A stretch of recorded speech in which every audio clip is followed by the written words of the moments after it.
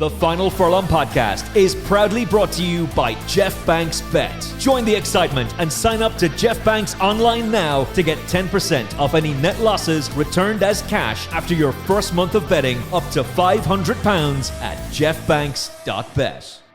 Welcome back to the Final Furlong podcast. Great to have your company and great to be joined by a true innovator of the horse racing game, former jockey, and one of the co-founders of Jockey Cam, which has brought you some incredible footage from the best sport in the world over the last few years. Nathan Horrocks, welcome back to the Final Furlong podcast. Thanks, Emmet, and really chuffed to be on the Final Furlong and podcast. And it's great that we've now got the opportunity to have conversations in horse racing. We haven't had it for years. It's great that these podcasts are popping up all around the place, and they're full of quality, which is fun, and I always try and keep up with the what's going on in the world, and it's great that that you do this sort of stuff, and generally off your own back, which is wonderful for the sport, Well, thank you. I enjoyed doing it. It's a lot of fun to do. There's a lot of independent shows, like Ginger Joe does a really cool show as well, and there's a lot of independent shows in America. The HHH podcast, I think, is really, really good. But some of the corporate controlled ones are pretty decent. Obviously, the GOAT is Nick Luck, but there's some really. It's an interesting time. I think the more people become interested in this sport, and the more that you're watching corporate controlled media and realizing, oh, you've been lying about a lot for a long time, the more people just want some authenticity, and that's where podcasts like this come in. And it's extraordinary that anybody can do this. Anybody can set up a podcast. All you need is an iPhone and a connection to the internet, and away you go. Smartphone, for that matter. But you are a disruptor. So you're involved in a documentary. I had the pleasure of talking to you about this a couple of years ago. I spoke to Andrew Balding about it as well. Horsepower. We'll come back to that. We'll double back to that in a little bit. But the piece of tech that I'm really intrigued by is Jockey Cam. And just to try and understand a little bit more about this. So you were a jockey. You transitioned from that into the world of broadcasting. What was it that led to you becoming a broadcaster, and how did you end up co-developing and co-founding Jockey Cam? Well, it came through frustration, really. I remember one day I was working for Betfair, funny enough, at the time as an on-course, what we called an on-course representative. I'd done my race riding of the 10 years and found myself working for Betfair. And I was watching a race one day, and the frustration of one of the punters that obviously had a bet on something was like, "What the is this guy doing on this horse?" And I'm like, and I could clearly see what was happening because having an understanding of the nuances of race riding, and I was like, it'd be great if I could show you what was actually happening in that race, because the guy just didn't have an understanding of it. And onboard cameras have been used in sports, for the last 20, 30 years now. And we've dipped in and out of it really with horse racing. But in the past, they were too big, too heavy, unsafe to wear, because, 1 in 10 rides, a jump jockey will have a fall, and lucky enough, for the flat riders, it's not as much. But when they do fall, they need to be as safe as possible. So if we're going to be strapping technology to our athletes, whether it's equine or human, it needs to be safe. So, the transition was, going from that to wanting really to reach out to a wider audience and helping the audience that doesn't have an understanding of horse racing relate to it in some way, because we can relate to lots of other sports. Yourself, you probably kicked a soccer ball, or I should say football. I live in America, not saying soccer. Badly, exactly. Golf or motor racing, or we can relate to other sports because we've done it at an amateur level. None of us can relate to riding not all of us, I should say, can relate to riding a thoroughbred at 40 miles an hour, stood on 6 inches of carbon fiber, making those split-second decisions. So I think it's important that we have something, or a tool that broadcasters can use to help our audiences understand the nuances of a race and know what it's like. So the thing I think is fascinating about it is that it is properly bringing you closer to the action in a way that we haven't really seen before. Could you have imagined that it would become as popular as it has amongst the American broadcasters, certainly, but also on the international scene?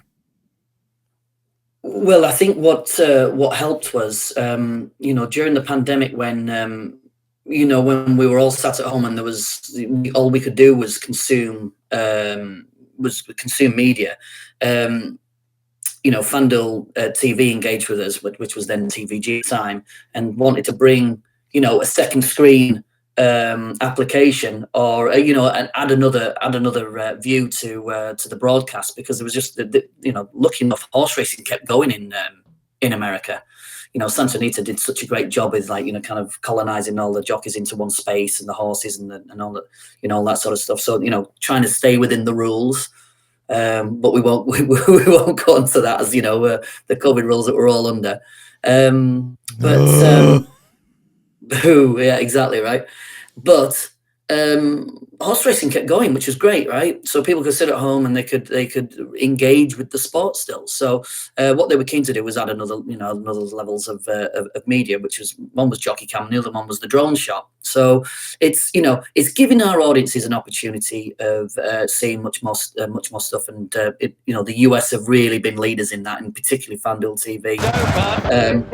They've been great at doing that, So it's wonderful that they're able to back it up by bring it into people's homes, and then now looking at second screens, and like Formula One have been doing for the last sort of 10 years, really.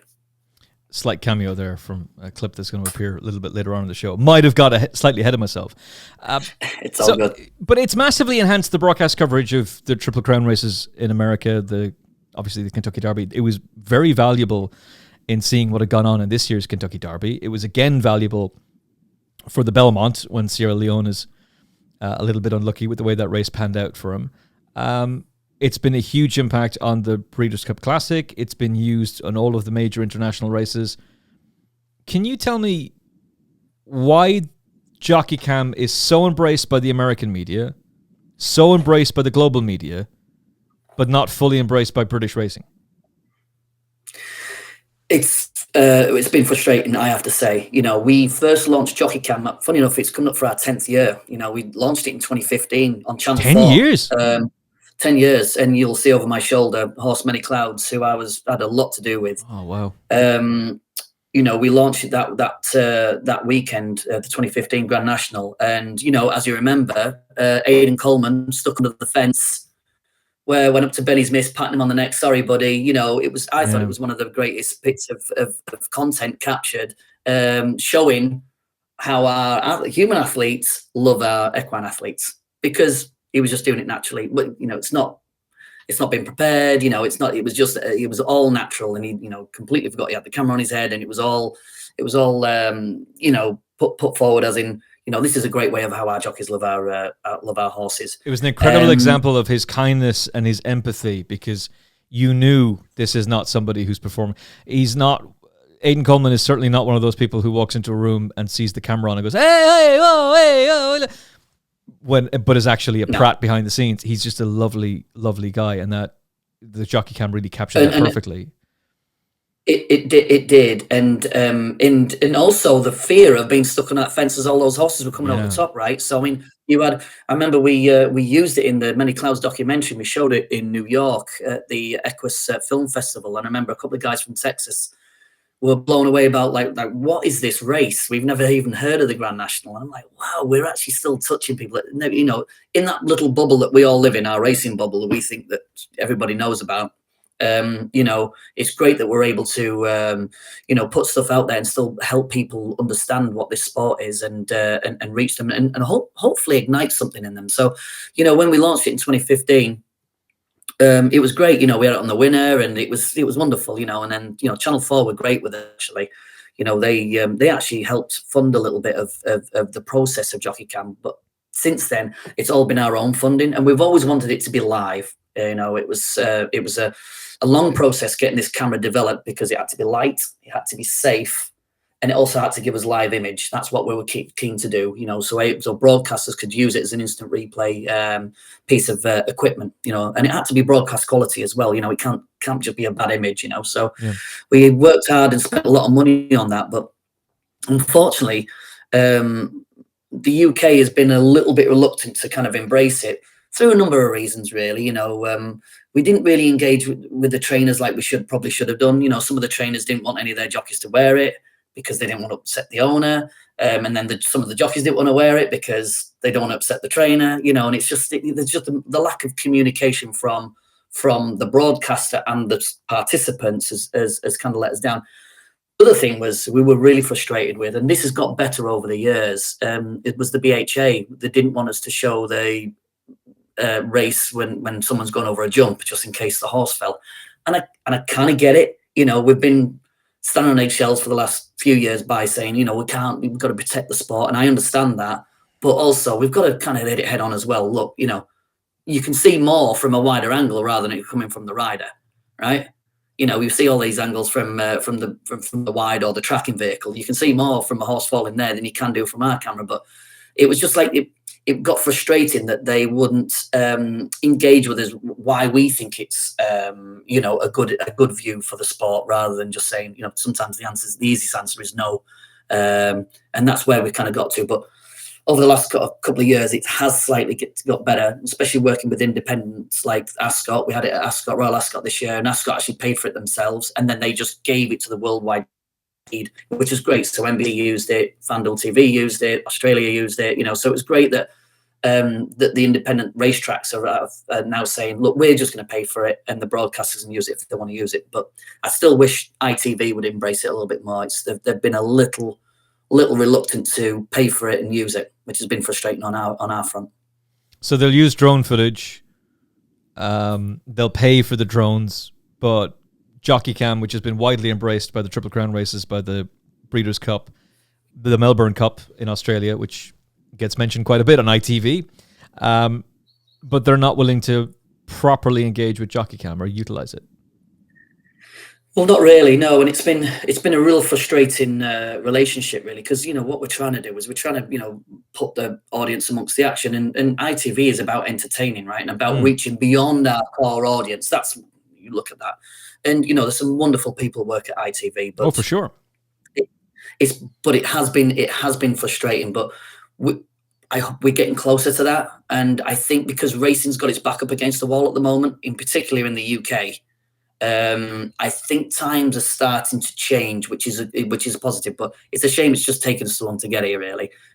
We should have been doing this, like I said, 10 years ago when Many Clouds won the Grand National. We should have just been rolling away then and had it in every race. Like, I think we covered 360 live race days a year here. So in every race at a racetrack, there'll be a live camera, and FanDuel use it for either instant replays or use it for social media to tell the story of the race later on. But then also what we also do is, and which is great, and this is where the industry wins, is that trainers get it for their own video analysis, jockeys get it for their own video analysis, because there've been times when a trainer and a jockey disagree, like, what were you doing on that? Because they're looking at the same image, and the jockey could come and say, well, as you can see, look, you can see what happened. That horse came across me, or I wasn't able to get out, or whatever the nuances of the race. But I also think that the more we have of this stuff, it helps generate better jockeys in the future, because our younger jockeys can look at all this stuff for video analysis going forward. If we've got better riders, that means it's a better sport for our equine athletes, which makes it better for the sport as a whole, really. Well, the more you see, the more you learn. So that just doesn't just work for jockeys. Obviously, it benefits them greatly. And the obvious thing is stewards' inquiries. You're going to be able to knock them on the head pretty quickly if you're literally looking at the head-on footage, the actual head-on footage. That's going to clear things up pretty quickly. But it also works for us. We get to learn more about the sport. We get to learn more about the dynamics of how a jockey and their horse run in a race and what they have to do, and why did that jockey make that move at that particular moment. Is it a race-winning move, or is it a move that cost the horse?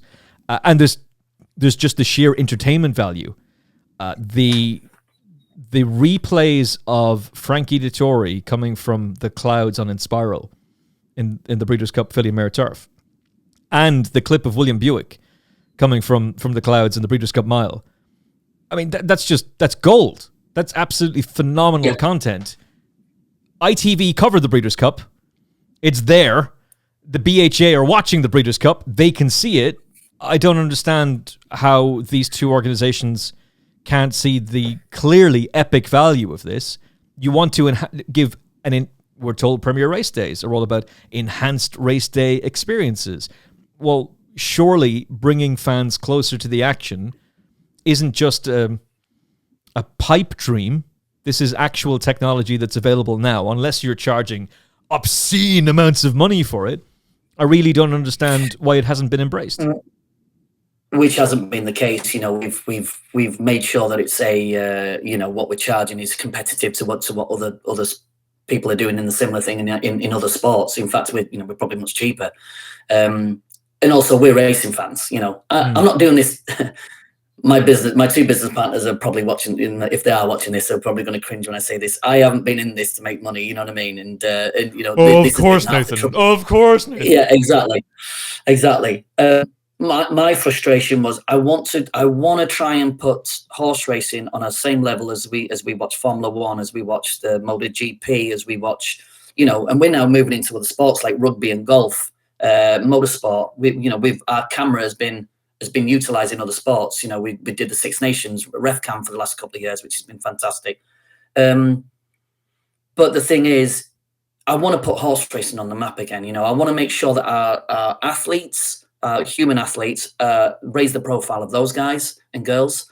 I want to make sure that people have an understanding of how hard it is, to ride a thoroughbred.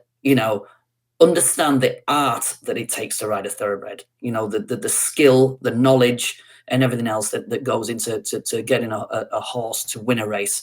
And then also, understand that why a horse could get beat. You mentioned it earlier. It's not just about the win. It could also be about the reason why this horse got beat. Where you mentioned Aidan Coleman earlier. He did a little piece for us as analysing a race like Ruby Walsh does, and I think what ITV have done, if anything, bringing Ruby Walsh into the mix and doing what he does with race analysis has been fantastic. Which is why I think we've been frustrated why that view hasn't been utilised as much. So we are moving forward, and I think ITV will catch up eventually. And I know RMG are keen to do more with racing TV as well. So it was starting again with this in the UK, but I think it's probably been a kick up the arse because it's been doing so really well out here in the US and Hong Kong and Australia. So thankfully, I think we're starting to see a little bit of movement. I just hope it's not too late, because I do worry about our sport surviving in the next sort of 10, 15 years. It really does worry me. Well, that's the $64 million question and the major concern for everybody in the sport. Not those who are gaslighting you and engaging in propaganda. It's all great. It's all fantastic. Oh, another wonderful day at the races. No, there's a lot of problems. And if you talk to trainers, they won't sugarcoat it because they're living it day to day, and they will tell you exactly how difficult it is. And they are very willing to tell you how difficult it is. So anything to support, anything that makes the sport more appealing is something we all should be embracing. It's one of the reasons I like Race IQ data so much. You don't have to think this is now the be all and end all, and you must use this in racing research. No, you don't have to. But I find it really intriguing. In the same way that I find sectional time data very interesting. I need it to be explained to me like I'm a 5-year-old, but sometimes. But it's really intriguing, and a little bit like sectional time data. The Americans had that, the Australians had it, the Middle East had it way before we did. We still don't have it in Ireland. Absolutely farcical stuff in the Republic. That it was meant to be implemented, I think from memory, by 2017 across all Irish tracks. Still not done. It's just staggering. No, but I mean, I think the important thing as well, Emmet, like you're touching on it there, is if we don't give our fans the information they need right now, that's bad enough, right? But if we still don't have a strategy going forward, and we've been all about premierisation of racing, if we don't have a strategy going forward about engaging fans, we're going to be in trouble. Because I was reading a statistic at the Asian Racing Conference, which, funny enough, I'm going to be doing a talk in Japan this year about fan engagement and how the sport could and should look in the future. The statistic that came across was 70% of our racing audience is over the age of 45. I mean, I turn 50 next year, so once I'm gone, my age group's gone. Where's the next fan coming from? Because they're watching and betting on other stuff, and unfortunately, our industry is geared around people betting on it. That's where we get our funding from. So if we're not engaging those people and getting them to be fans of our sports first, because they won't bet on it just because for the sake of betting, they'll bet on the stuff that they're into, whether it be American football, cricket, Premiership football, whatever it may be. They're going to bet on that first because they have an understanding of it and they understand the characters of it and they understand how the sport works. They're not just going to bet on horse racing for the sake of having a bet. That's going to disappear. So we need to make them fans first to then come into it. And then not only are the fans just for betting on it, but fans to be buying horses. The two most important people in our industry, right, are the gamblers because they pay for everything. They pay for the whole sport to run. Of course. And the other one is the owner. We forget about the owner. The owner is a participant, yeah? Yes, we have the trainer, we have the jockey, but without the owner, all those other jobs are irrelevant because they're not buying the horses to run on our racetracks for then the people to bet on them. Those two people are our key people to make sure that we engage with and make sure that they're fans because they're then put their money into our sport, and that's what we're not doing. We need to be pressing that, and that is something that's critical, I think, to our sport's survival. Couldn't have said it better myself. This episode of the Final Furlong podcast is only possible with your support, listening and watching, and with the support of our sponsors. So give me 60 seconds to tell you about Jeff Banks Bet. Betting on horse racing used to be very simple. It was us, the punter, versus them, the bookmakers, the old enemy. But today, betting with online bookmakers is zero fun. Online betting companies promise you the world, but if you have the nerve and the audacity to place a winning bet, they will make you jump through endless hoops just to access your cash. It is not fair and it's not fun. And betting is supposed to be fun. Jeff Banks is different. He's one of the most recognizable faces in British racing. He's got pitches at racecourses all across the United Kingdom. He is a true horse racing fan. And while Jeff very much promotes responsible betting, he is standing up and fighting back against these insane affordability checks. Affordability checks that will destroy the levy and kill British racing. Sign up to jeffbanks.bet right now. Use our promo code FFP500 and not only will you get access to a bookmaker who values your custom, who is a racing fan, but he'll give you best odds guaranteed on British and Irish racing, and he'll give you 10% cash back on net losses after your first month up to £500. Gamble responsibly, 18 plus only, begambleaware.org. It's tradition refined with modern tech and unbeatable odds. Use our promo code FFP500 and place your bets now with Jeff Banks Bet. Back in the 2010s when the economy was booming, there was a lot more money around. There wasn't really that much of a focus on racing's leadership. There were several different articles criticizing British racing leadership. There were several different features on Channel 4 when they were still covering racing, criticizing decisions being made, people in leadership positions in British racing, and pointing out what they didn't like that they were doing. But overall, there was lots of money, and money means horses. Good horses means great racing. Great racing means people go to the races. Well, if you don't have as much money in the sport, and the prize money is pathetic, then it's not economically viable to have horses. You have people like Graham Wiley who quit the sport, and a number of other high-profile owners who walk away from the sport. That's obviously jumps racing, but we can include flat racing as well. Graham had significant flat interests too. And suddenly the sport contracts. And as it contracts, you need those leadership positions to be able to go and make actionable strategies to improve the sport and implement those strategies. But these are the people who are being criticized for minor things that could be masked when the economy was booming and there was great horses. Now we need them to make big decisions, and they're just not capable of doing it. And the sport is now in complete turmoil, total free fall. The economy's collapsing around the world. There's not as enough money. There's not as much money as there used to be. There's also changing narratives. The attitude to gambling is becoming under a lot of pressure. The attitude to racing a horse in a field for money is not seen in the way it was 20 years ago. Companies need their ESG score, and does sponsoring a race meeting affect your ESG score? And if it does, that's something we should know about, by the way. I think it's deeply... Yeah. I appreciate everything that Fred Dunn is doing in the sense that he's sponsoring the Classic. The worry I have in that is they're the 5 classics. You can't get a corporate sponsor that's a non-bookmaker, really? That's the point. That's the point, right? I remember speaking to the marketing manager at Red Bull, 10 years ago, asking them would they ever look at horse racing as a, we talk about extreme sports. There's nothing more extreme than our sport. I'm telling you now. So remember speaking to the marketing manager at Red Bull, and they wouldn't touch it because of the stick, right? Because we've made it such an issue. Okay, we've done that. The RSPCA themselves admit it's not a welfare issue while also wanting it banned.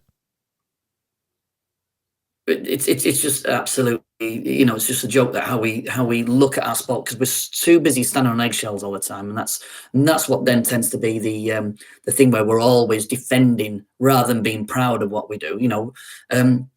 Short story: met my wife in a bar in Louisville, Kentucky.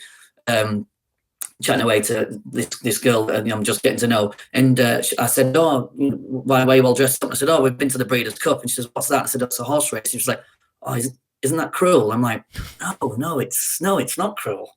No," because I'm sure I've signed a petition to have this thing, have this thing banned. I'm like, right, okay, right. If I ever had 5 minutes with you to show you what it's really like, you would, and then I'd let you make your own mind up, right? And then, as time went on, we started dating and stuff. And she came, I remember taking her to Oliver Sherwood's yard, and I said, right, here you go. You make up your own mind. And she was like, why don't we ever see this? And I went, that's our fault. Mm-hmm. That's our fault, because the other crowd is shouting louder than we are. Yeah. And that's great. These organizations like Light Up Racing are doing. They're giving us the information to fight back and tell them, no, you're wrong. That isn't true. Yeah.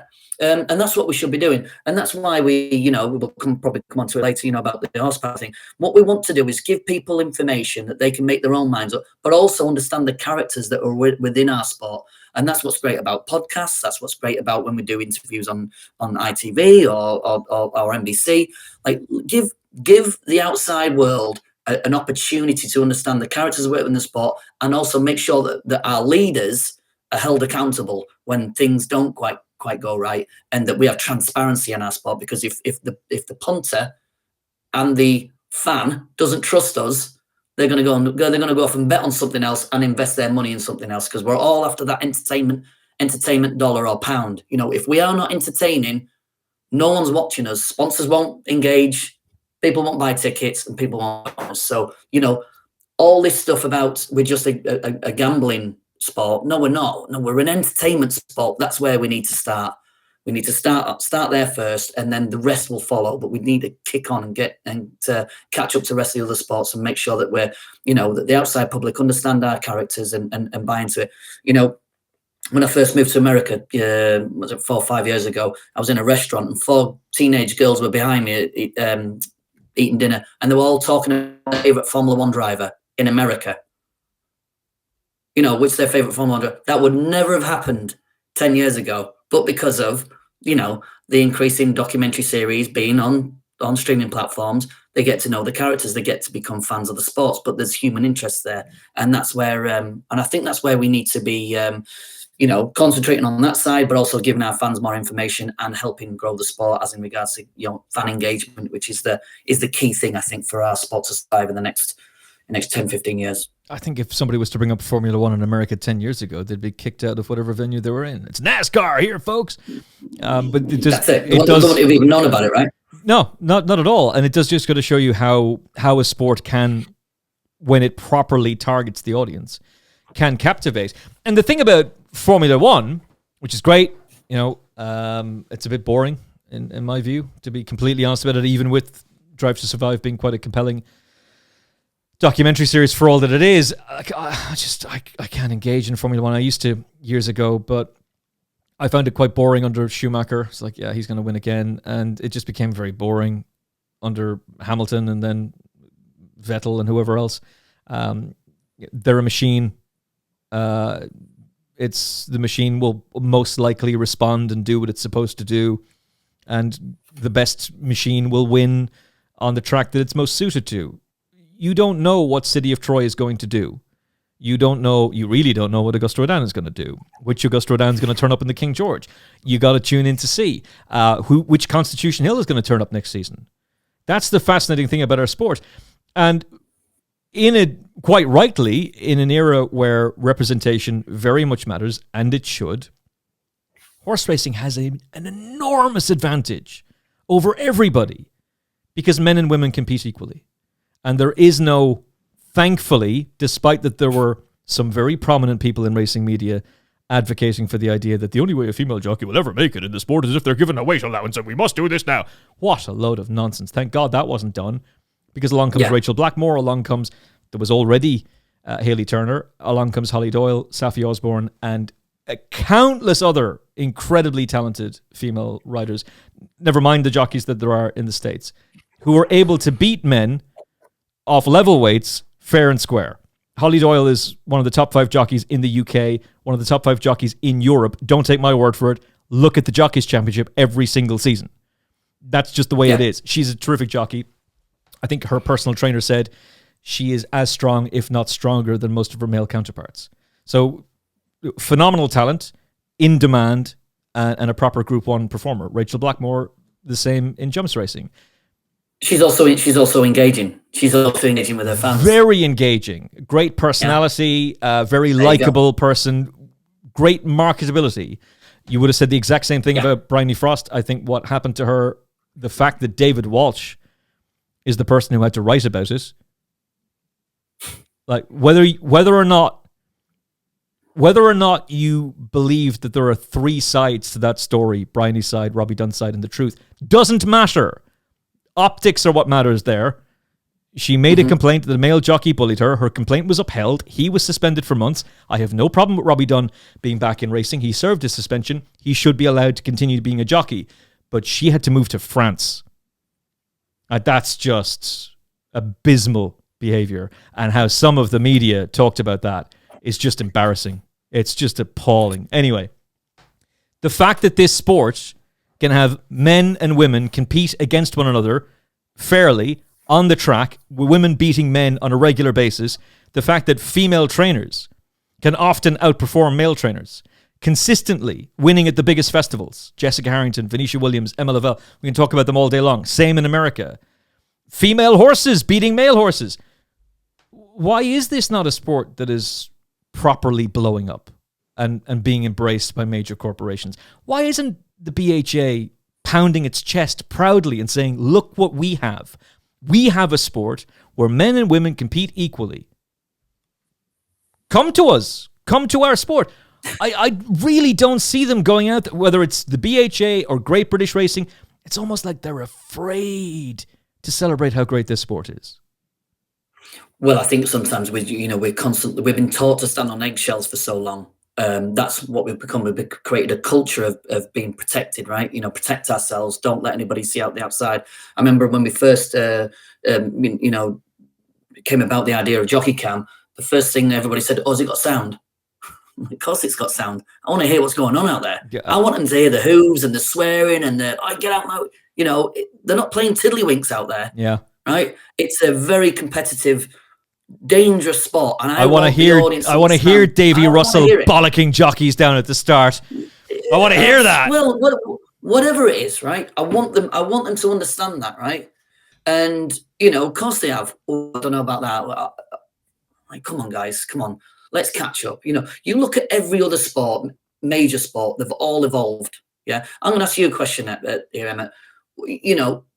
What?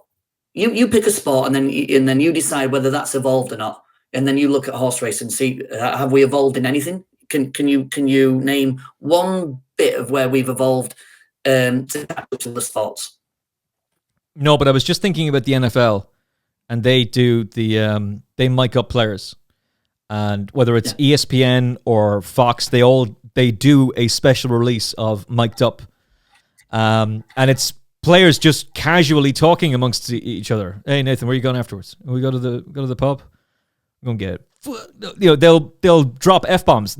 Players will slate other players. You fucking idiot. They will roar at one another. Do you know why? Do you know why though? Because the NFL will protect those players. They're not here to burn the sport. But that's what we've created. But Nathan, anybody who goes on X or social media and goes, oh my God, I was so offended by the fact that quarterback yelled at his wide receiver. How dare he? No one does that. Anybody who does, no one takes them seriously. It's sport. There's a lot on the line. It's not just their bonuses. Yeah. These guys want to win, and it's the very same in horse racing. There's the rules of engagement in the workplace are not the same as the rules of engagement on the sporting field. And anybody who's played Sunday League football knows that it's a very different beast to how you would behave if you were to meet those people in a pub. Like you're not going to 2-foot tackle some fella who's insulting your girlfriend. But that is what's going to happen on the Sunday football field. It's a different world, and there is a competitive edge to it, and we should see that competitive edge. That should be embraced. Absolutely, and and the fans want to know that. They want to know what the characters are like, and that's key thing to whether it's innovation through cameras or audio. We want to be better storytellers, right? Because we want to understand it. We want to be part of it. We want to be in there with them, and that's one thing that other sports have done really well. They've evolved. Even the way that the way they market the sports has evolved. We haven't really evolved with marketing our sport at all. How rare do you now see a TV advert promoting a sporting event through horse racing? Very, very rare. Yes, you'll see it on social media, but you won't unless you're subscribing to Racing TV or or at the races. You'll see an advert there, but that's your captive audience. Where do you see it outside the audience? Where do you see an advert being played, during the Premiership football? Or where do you see an advert being played? Yes, it's expensive, but a lot of people are watching there. How can we remind them to come and get involved with our sport? Because we very rarely do that, and I think that's where we're losing eyeballs, really. Well, I'll change the criticism to Ireland for a second and get off Britain's back, because not everything that Britain does is terrible, obviously. Royal Ascot is a great example of a huge success. I can't wait for the Jumpment International meeting, or the Ebor meeting, I should say. Apologies to all the people in York, but that track is unbelievably well run. I've never spoken to anybody who is a trainer or a jockey in the UK who has a bad word to say about York. They all love it. You're willing to come on the show and tell me if you've got a fault with it, but as far as I can see, a racecourse that invests all of its money back into the racecourse to improve facilities and to prize money is something that is universally adored. And the tracks that don't do that are criticised. But Horse Racing Ireland, I don't know what the hell HRI are doing. I really don't. There have been commercials advertising for come to a day at the races, day at the short mighty crack, or stuff like whatever their phrase is. But the attendance figures are they're appalling. There was over 30,000 people at Derby Day in Ireland in 2004. Might have been 2005. I might correct the record there, but it's one of those 2 years. There was over 30,000 people in attendance. There was over 11,000 people at the Irish Derby this year. And this is the lavishly done up Curragh racecourse that costs 86 million euro. This is going to be incredible. Capacity for 30,000. You're in no danger of getting 30,000 people anywhere near the place. I don't know what's going on. I really don't. And there's some serious questions to be asked about that. And as far as I can see, the only people in Irish horse racing media who actually ask questions about what is going on with the Curragh are Richie Forrestal, Johnny Ward, Sarah Lynham, me, and Vincent Finnegan. That's it. That is it. Brian O'Connor. But they're the only people who actually put their hand up and go, hey, I think Jane Mangan might have mentioned it a few times, but they're the only ones who go, hey, what is going on at the Curragh? Like, what have you done? What are you doing to actually get this track back to what we need it to be, which is our headquarters of flat racing? Like, Leopardstown is a brilliantly run race course, and it's got a massive advantage in that it's in Dublin. The Curragh's in Kildare. You can set up... Kildare Village has endless amounts of people coming to it every single weekend to take advantage of the sales that are on there. You can't encourage those people to go racing at the Curragh. What is happening? It doesn't make any sense. They've done free race days and they can't get people to go. Yeah, I mean, that's the bit that scares me, the fact that, it's free and you still can't get people to go. I mean, especially when horse racing is such a huge factor to the Irish economy as well, and that's frightening, really, that government isn't helping or putting pressure on to make sure that it survives. Well, they kind of are, but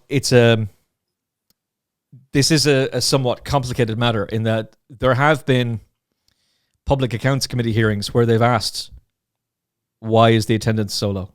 What have you done? Mm-hmm.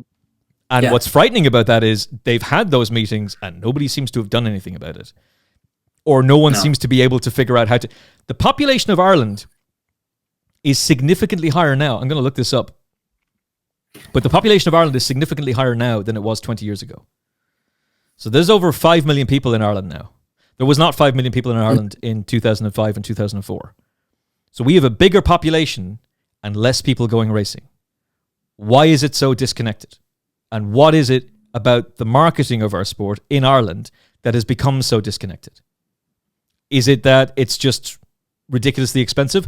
Could it be that keeping the Curragh open for a couple of years of redeveloping it when you should have moved the racing to Leopardstown and Naas and Navan and other racetracks and let them have it, and don't, just because the classics are important, still move them away from there and not have marquees of maximum 5,000 people in attendance, and then those 5,000 people who turn up to the Curragh are like, hang on, this is all like what the hell is this? This is all tents. This isn't what we're here for. And then people get used to the idea of, if you had 30,000 people going racing on a regular basis, suddenly 25,000 of them can't go anymore. Well, maybe they get into the habit of it. A little bit like during COVID, we all got used to watching stuff at home. You don't need to go to the cinema. You've got a big screen TV. You've got surround sound. Do you really need to go to the cinema and hear people talking all the way through that film that you've paid 20 quid for and 10 quid for your popcorn and Coca-Cola? No. That's what's happened to the cinema. No. So, because we're not reaching out to our digital audiences. You see, that's the trouble. Other sports are already doing that. Total disconnect between the marketing and the audience. Disconnect, absolutely. And you mentioned just something there, which is something that really frustrates me, in particular with our sport, is the tradition thing. We can't do that because of what this ever reason. Because it's tradition, and we can't move the classics, right? Tradition is great, right? When you're trying to, show that it's got history and all that. But what also tradition does as well is it's an anchor. It slows you down. Tradition slows you down. It doesn't help you move forward. And that's what you've just used a prime example there about tradition. And that can kill us sometimes. So sometimes you have to evolve and move. Other sports have had tradition as well, not just us. Cricket was a traditionalist sport, right? Yeah, it had to change its ways. Look at it now. It's the second most watched sport in the world.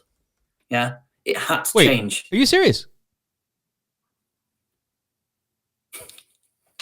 Cricket is the second most watched sport in the world. Cricket. Damn. I need to stop slagging off cricket. I never really embraced it, but I have friends who go to T20. I obviously work a lot in media. Friends who've offered me tickets to go. I was offered tickets to go to Lords. I didn't feel like it was the right thing to do because I'm not a cricket fan, and I knew somebody who would love to go, so I let them go instead. But I didn't realize it was that popular. If you had said 20 years ago, the second most popular sport in the world is going to be cricket, you would have been in a straitjacket straight away. Yeah. Well, I mean, obviously it helps that the population of India is absolutely massive. I mean, on that side of things, but it's still a fun. There's still people that are engaged with the sport, right? So it doesn't matter where they are. We just got to reach them. America do a great job of engaging with their South American fans here. With all the different Hispanic channels that they use. So there's other audiences out there that we are not reaching that we should be reaching. Just because they're from, different countries doesn't mean they can't engage with our sport and understand our sport, because, for years our sport has had this, sport, the sport of kings. Well, that can sometimes alienate people, right? It's great that we've got it. And it's great that the royal family have been, supporters of our sport for such a long time. And it was a big selling point. And, part of the reason why we went for Andrew Baldwin in horsepower, but we'll come on to that later. But, we also need to engage with the next generation that are coming through. We don't currently have a major game in the esports. There's no major horse racing game in esports, and esports is the fastest growing sport in the world right now. So we need to be engaging with the next generation of people coming through. We recently created a VR experience, the Jockey Cam VR experience, where we can use the VR headsets for people to ride in an actual race against against friends, and we've been using it here in the US for the last 5 years. We had it at Ascot just recently, and it's a great way of giving people an understanding of what it's physically like to ride in a race without putting them on a horse. So what other tools can we use in the sport? Like you just mentioned, timing and, jockeys mic'd up and all this sort of stuff. What other tools can we use to engage fans? And that's where we should be, I feel like I'm banging the same drum here, but that's where we should be going and making sure that we've got an audience that's got some eyeballs on us. This is a paid advertisement from BetterHelp Therapy Online. Have you ever found yourself comparing your life to others? With social media, it's so easy to look at someone's Instagram and think, wow, they've got it all together. But let's be real. Everyone has their struggles, and often what you see online is just a highlight reel. One thing I've learned is that comparison can really steal our joy. Instead of focusing on what others have, therapy can help you center on what you want and how to achieve it. It's all about becoming the best version of yourself. Now, whether or not you've been in therapy, it's important to know that it's not just for those who've gone through major trauma. Therapy can teach you positive coping skills, how to set boundaries, and empower you in your day-to-day life. If you're considering starting therapy, why not give BetterHelp a try? It's entirely online, making it convenient and flexible to fit into your schedule. You just fill out a brief questionnaire to get matched with a registered therapist, and you can switch therapists at any time at no additional charge. With almost 5,000 therapists in the UK, BetterHelp provides access to mental health professionals with a wide range of expertise. Stop comparing and start focusing on what truly matters with BetterHelp. Visit betterhelp.com/furlong today to get 10% off your first month. That's BetterHelp, HELP.com/furlong. This has been a paid advertisement from BetterHelp Therapy Online. I should just be able to tell you all about the great cricket players and how amazing the sport is. I'm completely out of my depth here. But I'm out of my depth on most things, to be fair. But I am very interested in media. And Disney Plus became one of the fastest growing streaming services in the world. Part of the reason for that is their Hotstar service in India and Pakistan had cricket. They lost it. And when they lost it, they lost 20 million subscribers. And the share price plummeted. There you go. So that's how valuable cricket is. And at the time, I was thinking, Disney Plus is doing so well because of Marvel. You'll notice I haven't talked about Marvel much lately because it's been terrible. Maybe Deadpool and Wolverine will turn things around, but we'll have to wait and see. But yeah, it wasn't anything to do with that. It was to do with the fact that they had prestige television shows and sporting rights. And when they lost cricket, they lost a significant amount of their 20 million subscribers, and a catastrophic drop to their share prices is huge. Trish has been very kind as well. She looked up what the population in Ireland was in 2005 when 30,000 people were attending the Irish Derby. It was 4.1 million people in Ireland. Wow. There are now over 5 million people in Ireland. The population difference from 2005 to now is 968,263. So we have nearly 1 million more people in Ireland, but well over 20,000 people less attending the Curragh. That doesn't make any sense. There's no logic to that. Well, what's the population of the UK? 67 million. Easily, yeah. Right? It's 11 million people in London, isn't it? Yeah, we're not engaging with any of those. No. Right? Do they even know, do people in London even know Kempton exists?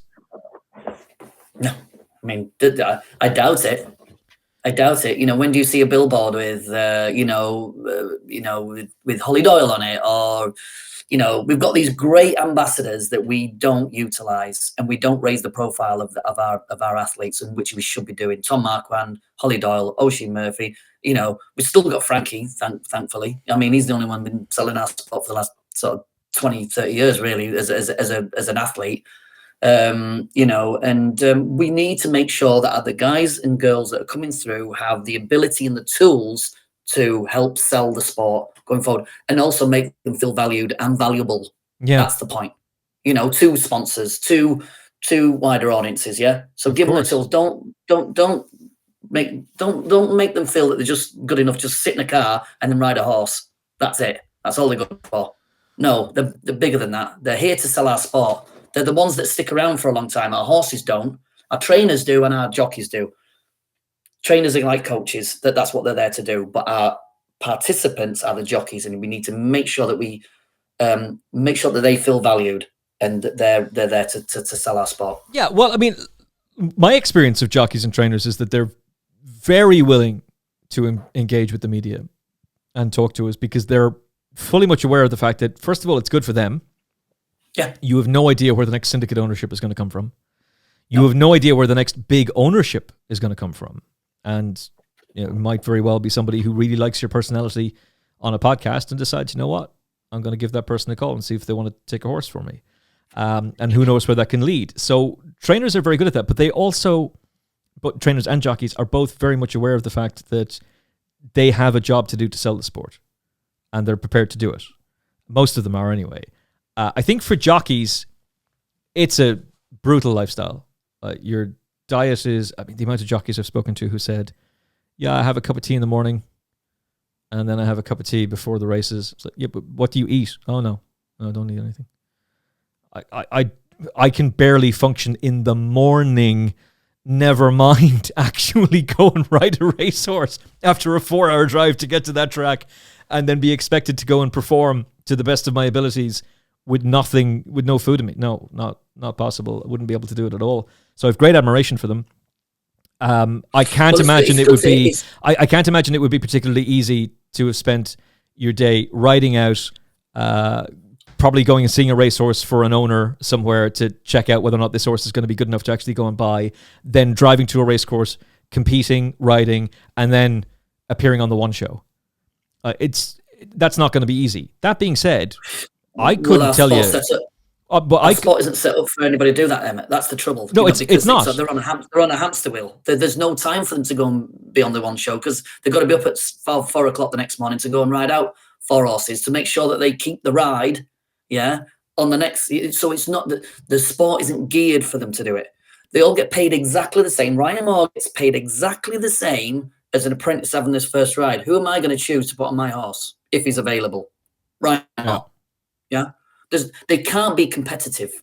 Yeah. So they've got to relentlessly be on this hamster wheel, to stay relevant. And they can't burn any bridges. They can't fall out with anybody. So they really can't speak their minds if they want to. Some do, and they do burn a bridge and never ride for that trainer again. But they'll learn from that going, I can't ever do that again. So that's why they're under this massive amount of pressure to be vanilla. Well, there's jockeys who do everything right and still lose the ride. Yeah. You telling me Callum Shepherd stepped out of line by saying something he shouldn't have? No. He lost the ride to a jockey, no offense, who is the same equal in talent. Like Rob Havlin's a very good jockey, but he's not. Yeah. And it happened to Rob, it would have happened to Rob Havlin, and that he's happened to all of us. That was the answer, Rob Havlin. And Rob didn't do anything wrong, by the way. Let me be clear about that. No. He did nothing wrong. It's not like Frankie jockeying off 5 jockeys before 5 different derbies and then pretending, I didn't know anything about it. News to me. What was I going to do? Say no to the ride on Pisbadeel? No, we all know what happened there. But that's how it is. That's Frankie.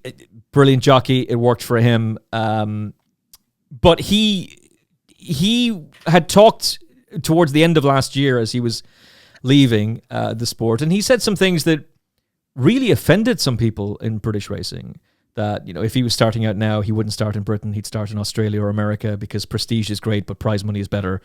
And there's just significantly more prize money available in Australia, Hong Kong, and America. Emmet, so he would start there. The bills. But the thing is, I don't think people were and there were a number of people who spoke out about how upset they were and how dare Frankie say this, and British racing was so good to him. Frankie said that. He said in that interview with the Racing Post, British racing has been very kind to me. It's been great to me. But if I was starting out now, I wouldn't start in the UK. I would start somewhere else. He's right. That's the problem. Right. The problem with what Frankie is saying isn't that he shouldn't have said it. It's that he's right. And they'll forgive you for making a mistake. They'll never forgive you for being right. And he was right. Well, and also because he's got the confidence to say it now because he's at the latter stage of his career, right? He's now doing well here in America, but he's at the later stages of his career. I mean, amazing. I see him on a regular basis here at Santa Anita or Keeneland, and it's like his wings have been unclipped. He can actually be free because it hasn't been weighed down of the bureaucracy and bullshit that we have in the UK of holding you down, or being worried about losing a ride, because there's all this stuff was all happening when he was a younger rider. But it's the same for all of them. Same with Oisin Murphy. Same with all, even those top riders. I wanted to go back to something you said earlier about the media and having a relationship with the jockeys. But I remember having a screaming match with I won't mention his name, but with a reporter at Exeter one day.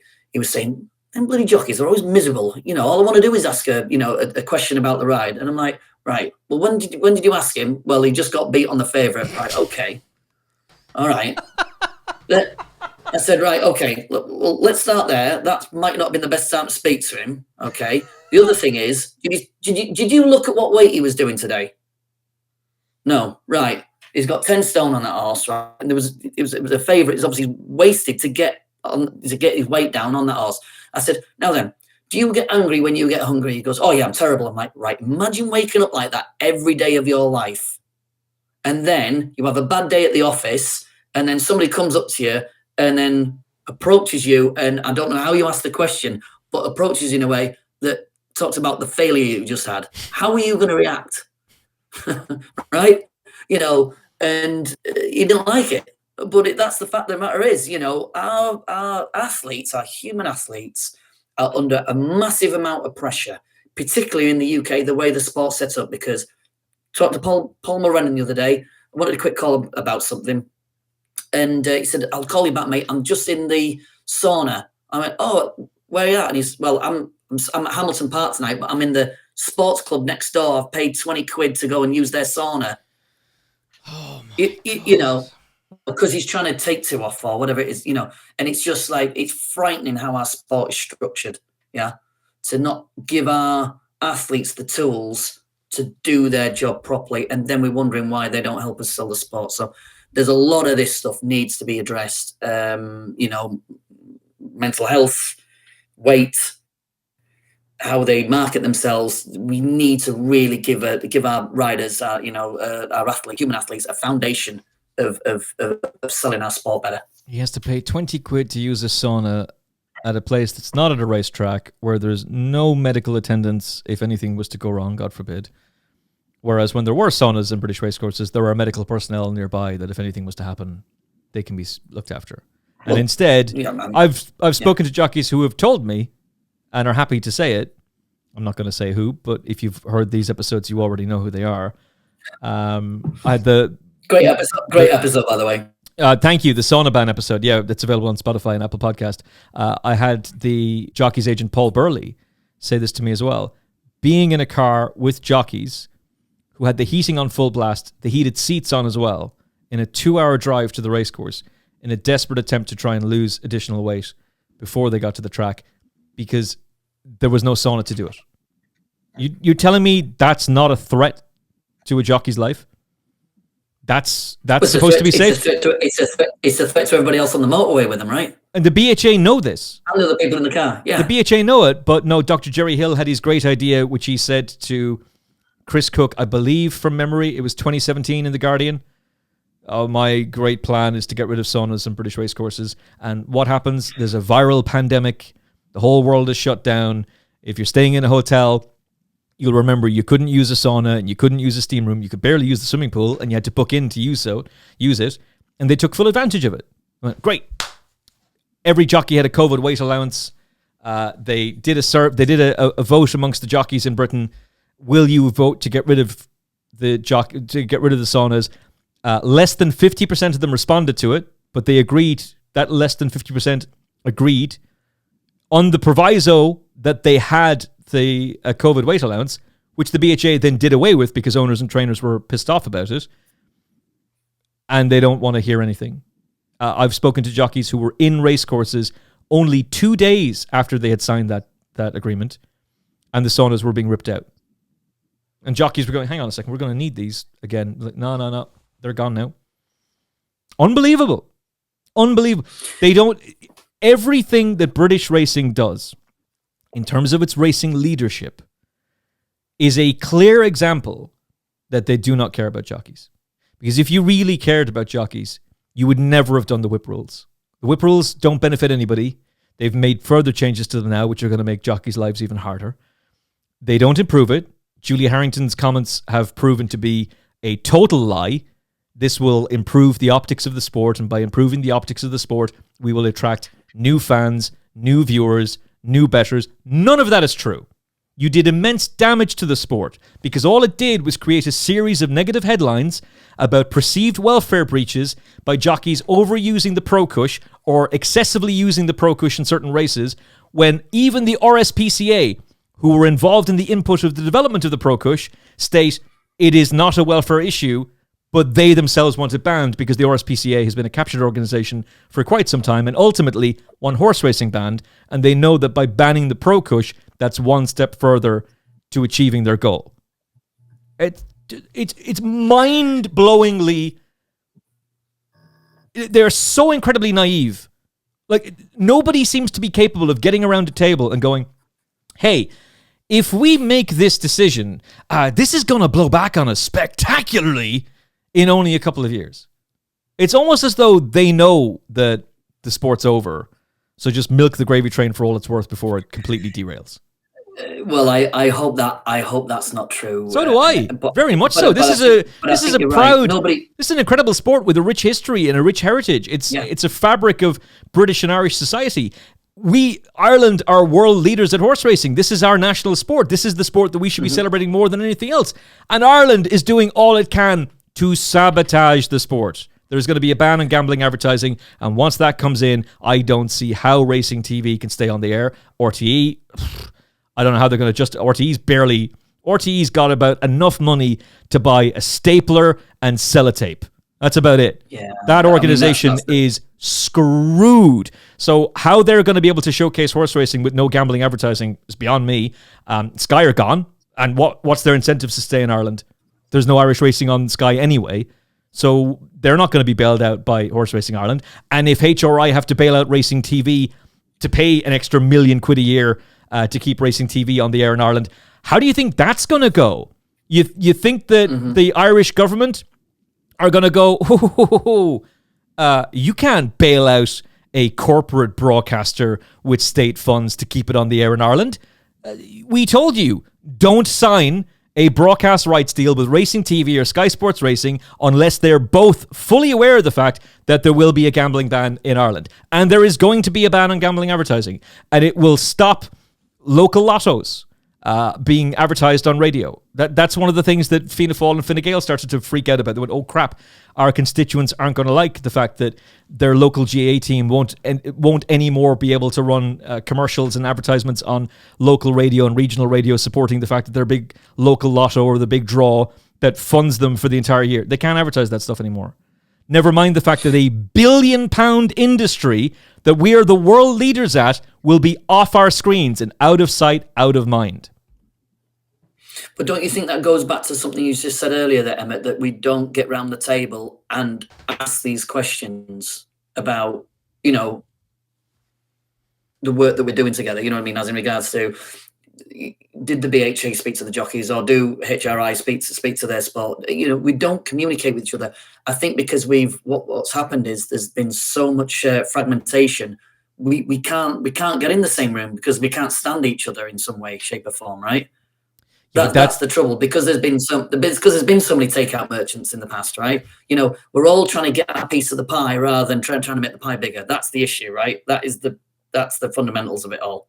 Well, that has been a huge problem in media, because there are some people in horse racing media, Lydia Hislop, Dave Yates, Greg Wood, Matt Chapman, Rishi Prasad, who are prepared to tell you what's actually going on and point out. Sam Morgan's very good at that as well.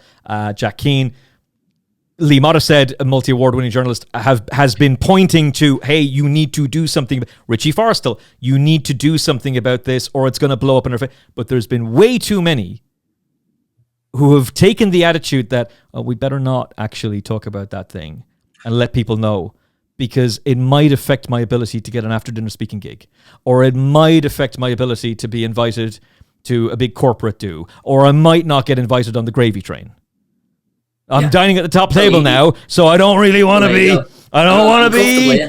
And it's just pathetic. And then people who do, like Sarah Lynham, who makes very valid points and gets called out for it. It's like, how dare you criticize a trainer for being too hard on these horses? Actually, she's got some pretty interesting points to make there. There's a fear in media. That's a massive problem. And it's not just a UK thing as well either. We have the same problem here in the US. Naira and FanDuel had a little fallout the other day. Yeah. About the TV rights and all that sort of stuff, because it's just, unfortunately, our sport is fragmented wherever you go. The only place it's got one boss is the Hong Kong Jockey Club. They decide what everybody gets paid, how the sport's seen. They're the ones that look after themselves and they govern themselves. Unfortunately, in Australia, here in the US, in the UK, even in the likes of Ireland, unfortunately, there's too many stakeholders that need stuff to work for them to get their piece of the pie, really. And then that's when we all fall out. We can't get on. But I think moving forward is like, we just really, really need to concentrate on making sure that our participants feel valued. Trainers, jockeys, definitely owners, because I see them as participants. And they get value out of running a racehorse and owning a racehorse, because that's what they're after, right? They want to get a little bit of something back that they're putting in. Yeah. It keeps them coming back, right? It's it's like a crap round of golf. It's that one good shot that keeps you coming back, right? I'm sure you're not a golfer, Emmet, but I was, and then wrecked my back, but I was a terrible golfer. I think I might like to be able to go, that time I got a hole in one on pitch and putt. That time I hit a sweet drive. That was terrible. I was awful at it. But I would like to get back into it if this back can ease up a little bit. You mentioned horsepower, and I do want to come around to the documentary. But before we do, you're based in America, so you're not watching daytime TV in the UK. I'm not an avid viewer of daytime television, but my poor mother is in a very bad way. Her cancer is in her spine, and it's incredibly debilitating for her. So she is watching an awful lot of daytime television. And I asked her the other day, have you seen any jockeys, any trainers, any representative of British horse racing on This Morning, Good Morning Britain, The One Show, whatever Channel 4's daytime TV lineup is, anything like that? Nope. And horsepower is the initiative that the BHA came up with. Now, there are some very, very cool people who work for the BHA who are really dedicated to horse racing, and they love the sport. The criticism that I dish out to the BHA is in no way, shape, or form intended at them whatsoever. They're all people who work extremely hard. My criticism from the BHA, or towards the BHA, is the board. And whatever you want to say about Julie Harrington, we can say a lot about Julie Harrington, the job of a board is to ensure that the CEO implements the decisions that they want. And if the CEO is not implementing those decisions, or at least is not doing things that are beneficial to the overall organization, they can remove them. That's the whole point. The board are there to keep the CEO in check. So what exactly is the board of the BHA doing? And if horsepower, let's call that what it is. It's a very impressive PDF document. No casual fan, marketing strategy, whatever you want to call it, no casual fan is going to bha.co.uk horsepower. You have to get that in front of people, and you can go on ITV Racing and talk about it. That's great. Have you ever seen an ITV Racing personality on This Morning or Good Morning Britain? Because I haven't, and neither has my mother. No. Nor were any of them on when ITV decided to kickstart the whole debate about, hey, is horse racing ethical? Matt Chapman would have loved, I'm sure, to be the person who is defending horse racing and get to be on This Morning with Phil and Holly. Nope. No, they got somebody completely outside of the sport who was pretty ineffective. Almost like you would think that was deliberate. Let's get somebody who's actually quite unlikable to go up against Orla Coughlin to be the person to defend the sport, and not get somebody as charismatic as Ed Chamberlain or somebody as enthusiastic as Matt Chapman. No, let's not get somebody as or even Richard Hoyles. Richard Hoyles did a great job when eloquent. Richard Hoyles. Let's not get someone glamorous and well spoken like Francesca Cumani, who's got an air of class and elegance about her. No, let's just get this person who's got nothing to do with ITV racing and nothing to do with the BHA, and that can be the face of defending the sport. I don't get it. Like, ITV racing do a lot of great things. Where is the cross promotion? Where is the integration of an ITV race? Where's Ollie Bell appearing on Saturday Night Takeaway or whatever?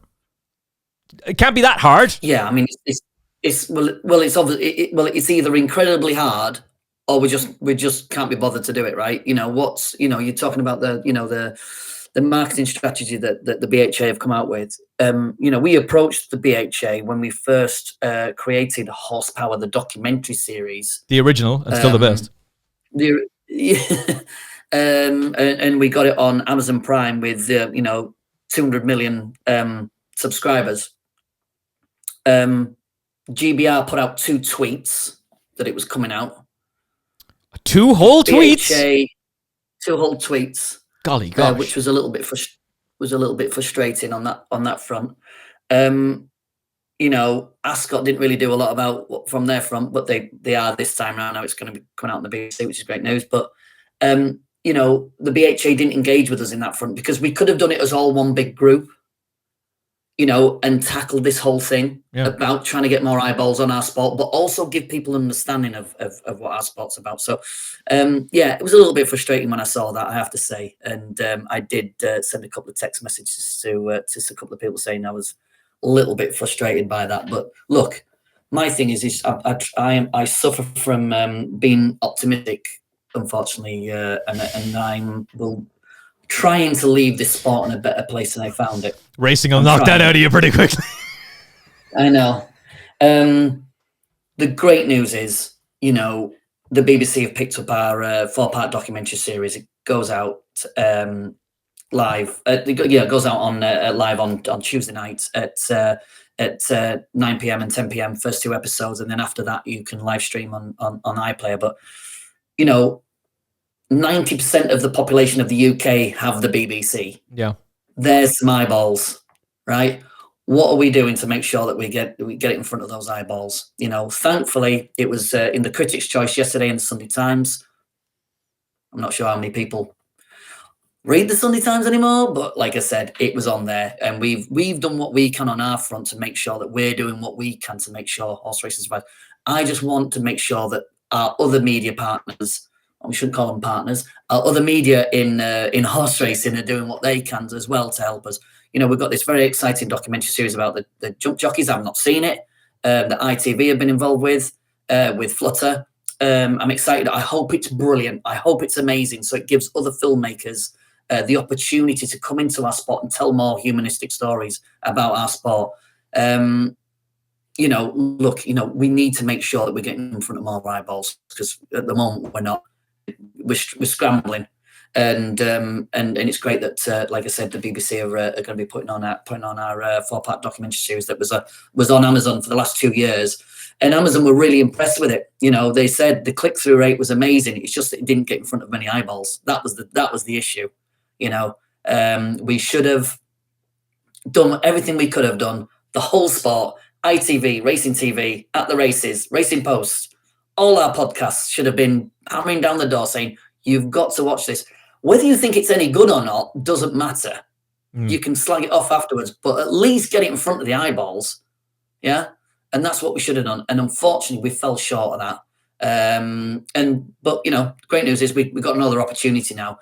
It's out on Tuesday. Please watch, and I'll be very happy to take any questions of what we've done, going forward, because I'd love to make another Horsepower series. And our team at Equine Productions did a great job.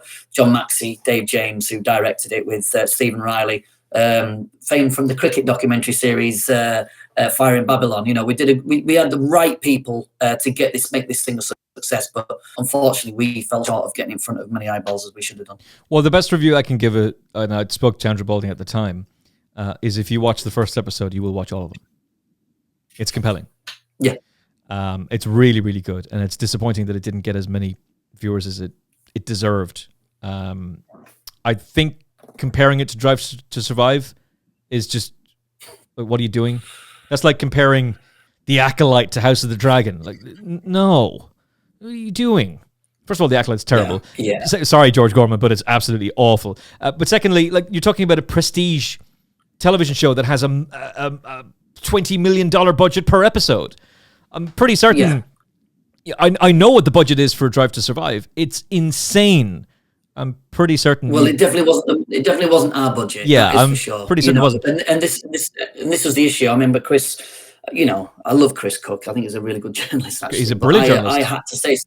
I had to say something to him when I bumped into him at the Breeders' Cup after the headline came out. It's beautiful to watch, but it's no Drive to Survive. We weren't making a Drive to Survive. We were making a documentary series that had a very in-depth look at our sport, but also an in-depth look at the characters within our sport and the reason why we love our sport. You know what I mean? So, and it gives the outside world. Our audience was the outside of horse racing, not just the inside, because you all know the characters, anybody that's inside the sport. But we touch on lots of stuff. We touch on immigration. We touch on mental health. Yeah. We touch on the size of what Ascot actually is, and how it reaches so many audiences.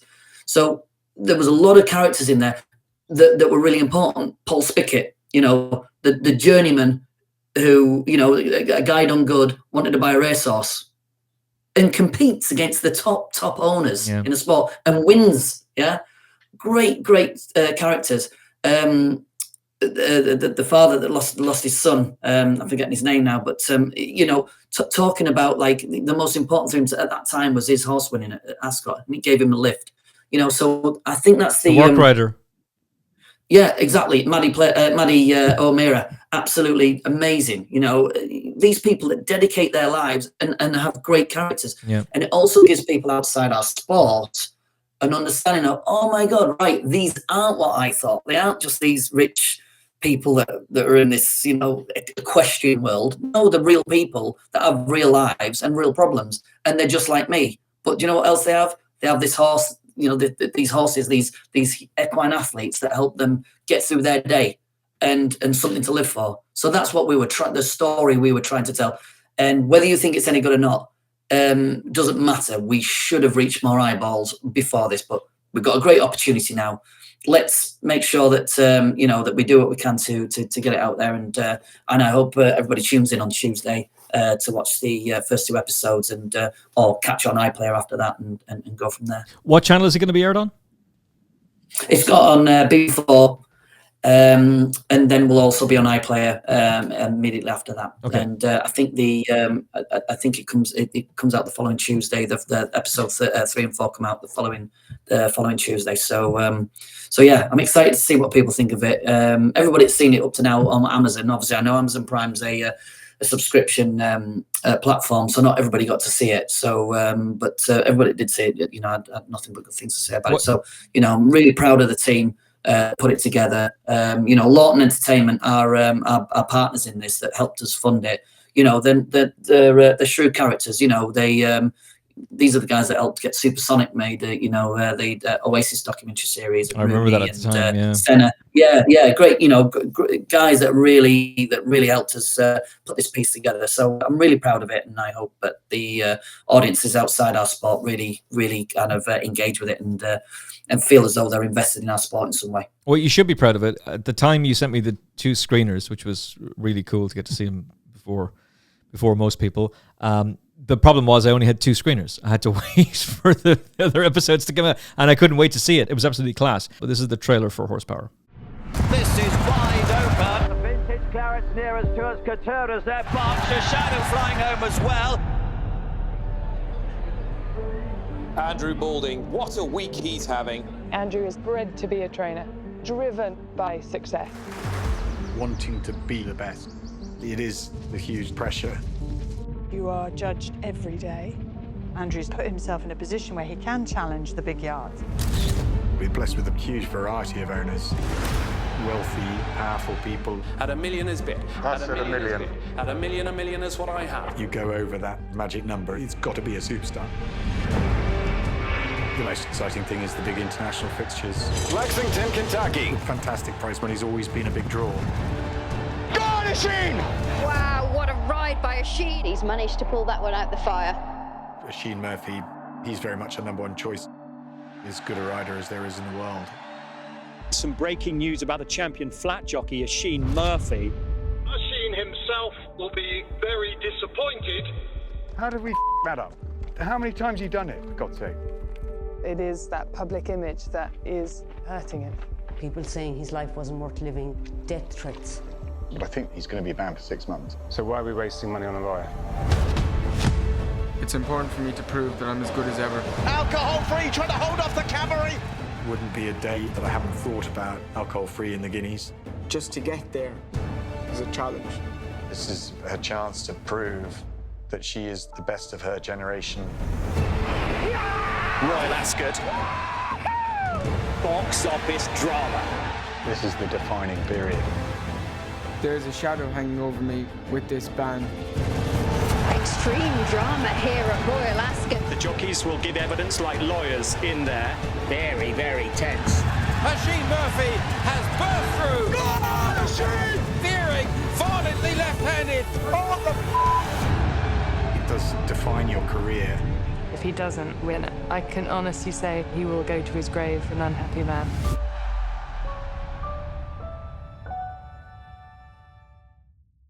It's magic. It really is magic. Even just watching that back now, I'm reminded of how much I thoroughly was captivated by it. And the thing is, I already know what's going to happen, and yet you're still captivated by it. And there's so many interesting threads and storylines that you're showing from behind the scenes that you don't get to see in this sport on a daily basis. But this documentary does take you behind the scenes, and it is warts and all. It is very much, look, we're not going to hide. This is what's going on. Just the fact that was Oisin's first ban, because the surreal thing was then the second ban was coming as the documentary was coming out. And I was asking Oisin about that on the show at the time. And he was very open about it. But in some ways, like, Oisin doesn't have the personality of Frankie Dettori. But the jockeys who have been really defining over the last few decades have been Kieran Fallon and Frankie Dettori. Kieran Fallon had a certain playful character to him, but an incredibly flawed individual, but a brilliant writer. Like, just phenomenal. So good, Coolmore went out of their way to get him and kept him throughout his suspension in Britain. He was their international jockey. Johnny Murtagh was riding most of the horses in the UK. They fight for him. He gets cleared and then instantly is turfed out because he fails a drugs test in France. So a very, very flawed individual, but an incredible talent. I think one of the reasons why people like Oisin Murphy so much is nobody's perfect. And anybody who pretends they are is lying to you. We're all flawed. We all get angry. We all make mistakes. We all do stupid things. We hate ourselves. We're human. And that comes out in Oisin, and it comes out in this documentary. And if you've never seen it, you will never look at Oisin the same way. If you're a hater of Oisin's, you won't be a hater after this. Like, there's something that this documentary does that captures him that I think nothing else could have. It's really quite special. Yeah, I mean, Dave James, who shot most of this, spent a lot of time with Oisin, and he learned a lot about him and his character and the way he handles himself. And you just touched on it there. It's learning about human experiences, because at the end of the day, when we see our participants, they're a name in the paper or they're a picture on the screen with a helmet on, right? They all look the same, right? Oisin is different to Frankie Dettori, and he'll know he doesn't want to be Frankie, but we need to know who Oisin is. I want to know who Frankie Dettori is. Lucky enough, I get to spend a lot of time with our human athletes. But I'd love for the outside world to understand who our human athletes are as well.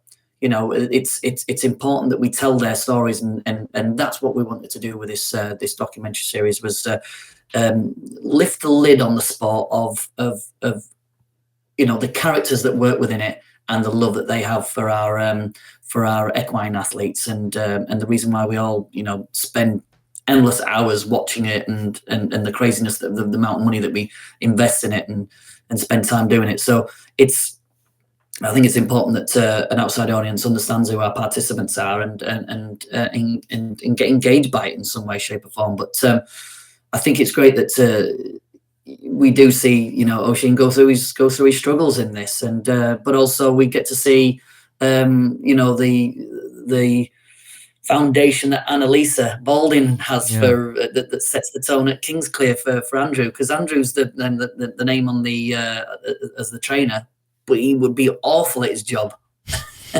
without Annalisa, and he'll tell you, you know, he'll say that he'd be awful at his job without Maddie O'Meara, you know, who travels the horses, you know. It's Andrew says it's the biggest team sport in the world because there's so many aspects to a horse running at a racetrack. Just the farrier, the guy that does the feed, the traveling person, the jockey, the trainer, everybody that's involved in a horse running at a racetrack. There's just so many nuances. But the trouble is, our sport doesn't lend itself well to telling those stories. So now we've got an opportunity to do that, and I'm really excited for audiences outside the spot to see it. No, it's excellent, and it does really showcase just how valuable Annalisa is, and it gives you an idea of just how valuable partners are in racing, full stop. It might be the trainer's name on the license, but it's very much a team dynamic. Absolutely, and we see that in other sports. You know, I mean, it's great. You know, sports documentaries of getting commissioned left, right, and centre these days. You know, we've seen it with the Welcome to Wrexham. You know, the craziness around that. I mean, I'm actually going to see them in a few weeks. They're playing out here in San Francisco. You know, my wife's not a football fan, but we can't wait to go and see, you know, Paul Mullen score one against Chelsea if he can. Or, Super Paul Mullen. Because we know who Paul Mullen is. Yeah. But, you know, we know who he is. We know his wife. We know his daughter. You know, because we've been invested in him for watching the show, right? That's what we need. You know, we need that in our sport, and that's what us at Equine Productions have been trying to do for the last few years. And we were capable to do that with Lawton Entertainment, our business partners in horsepower. Going forward, and it's the same with this new documentary series that's coming out on the 19th for the Jump Jockeys show that's coming out on ITV. I hope they at least touch something in people outside the sport. Yep. Well, your documentary definitely did. Horsepower is available on iPlayer from today, Tuesday, and is going to be on BBC4 on Tuesday evening. The following Tuesday, you'll get the next episode. And all 4 episodes will be available on the iPlayer from the following week. I highly recommend it. iPlayer is available in Ireland if you've got NordVPN, who is a sponsor of the Final Furlong podcast. So if you've taken advantage of... Do we do that in America? Where's the discount code for NordVPN? Is it America? Sorry, we can't give it for Ireland. But if you've got it from NordVPN before on the Final Furlong, then just activate NordVPN. Kick in the iPlayer. For some bizarre reason, you're not allowed to watch iPlayer in Ireland. But if you use the NordVPN, work away. Yeah, it's all good. I use NordVPN to constantly watch the racing from the UK, which is great. So it's a great product, and so it's great. Great workaround for the racing app too. If you're looking to stream live racing and you're in Spain or something and it's not working, it's just like get on ExpressVPN, NordVPN. Suddenly the racing app loads and you're able to watch away, no problem at all. Listen, I really enjoyed talking to you. I would love to talk to you in a couple of weeks about some mental health issues in racing. I know you listened to the Camilla Henderson episode, but I think that's a conversation that deserves a little bit more than a throwaway 2-minute piece. And I've taken up enough of your time, but I really appreciate your insight on the show. I appreciate all of the hard work you're doing. I hope the Jockey Cam gets embraced more so in the UK by all of them, by Racing TV, Sky and ITV. I would love to see the BHA do something to just encourage that it can be done more. Technology needs to be embraced to get this sport to more people. There's some incredible innovations out there, and the reluctance just makes you bang your head off the wall. But it really is a fantastic piece of technology, and to see it in American racing utilized in the way it is, I genuinely can't understand how has nobody pulled Nick Luck into a room and gone, hey, Nick, like you're over in America, you're getting to work with NBC. What are they doing that we could do? Because he'd tell you no problem. Oh, he tells them. He tells them. Believe me, he tells them, because I feel we have conversations when he's out here, and he's been a gift for our sport. That guy, he really does fly the flag for us and gets us out there. I mean, just the amount of work he does just to do that podcast each morning is. I've seen him in the airport, sat down on the floor, like just doing interviews, and I'm like, where does he get this energy from? I'm like, wow. I mean, he's he's a gift, really. But he does tell them. It's just that we need, what we need to do more is we need to have better conversations, get round the table, like you said, rather than the door being, locked. Just let us push on this open door rather than it being locked. That's what we want to be doing more of.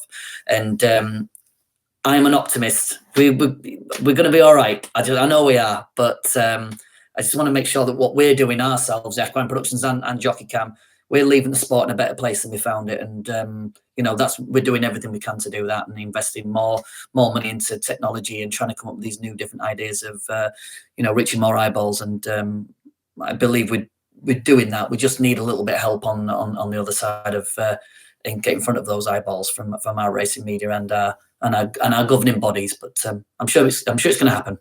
Nathan Horrocks, it's been an absolute pleasure. I'm looking forward to talking to you again. Thank you so much for your insight. Thank you for your time. Horsepower available on the BBC iPlayer from today. Stream it now. You will want to watch every single episode once you've seen the first episode. It is compelling viewing. Hopefully, we'll get to talk to you about a season 2 in the not too distant future. Nathan, talk to you again soon. Thanks, Emmet. And thank you for watching and listening to the Final Furlong podcast. If you like this episode, likes and shares. I'm supposed to be saying this like early on in the episode. I never do. I don't know why. Maybe one of these days I'll learn. Likes, if you haven't liked this episode already, it's much appreciated. Shares on social media is a huge help too. And support our sponsors too, because they're what keeping the lights on as the lights start to go off. From Nathan and from me, Emmet Kennedy, look after yourself and each other. God bless. The Final Furlong podcast is proudly brought to you by Jeff Banks Bet. Join the excitement and sign up to Jeff Banks online now to get 10% off any net losses returned as cash after your first month of betting up to £500 at jeffbanks.bet.